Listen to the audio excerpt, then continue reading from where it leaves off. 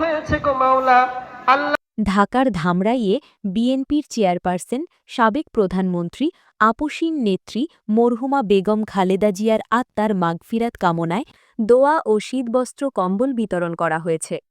১১ জানুয়ারি রবিবার দুপুরে ধামরাই উপজেলার সুতিপাড়া ইউনিয়নের প্রায় ২,০০০ শীতার্থদের মাঝে শীতবস্ত্র কম্বল বিতরণ করা হয়।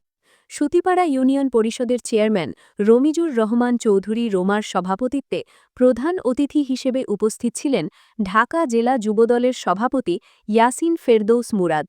এই সময় বিশেষ অতিথি হিসেবে উপস্থিত ছিলেন ঢাকা জেলা যুবদলের সাবেক সহসভাপতি ইবাদুল হক জাহিদ, ঢাকা জেলা যুবদলের সাবেক দপ্তর সম্পাদক মনিরুল ইসলাম, সুতিপাড়া ইউপি সদস্য মোশাররফ হোসেন, ধামরাই উপজেলা জিয়া পরিষদের যুগ্ম সাধারণ সম্পাদক শামীম আহমেদ কবির সহ উপস্থিত ছিলেন ধামরাই উপজেলা বিএনপি, যুবদল, ছাত্রদলের নেতৃবৃন্দ।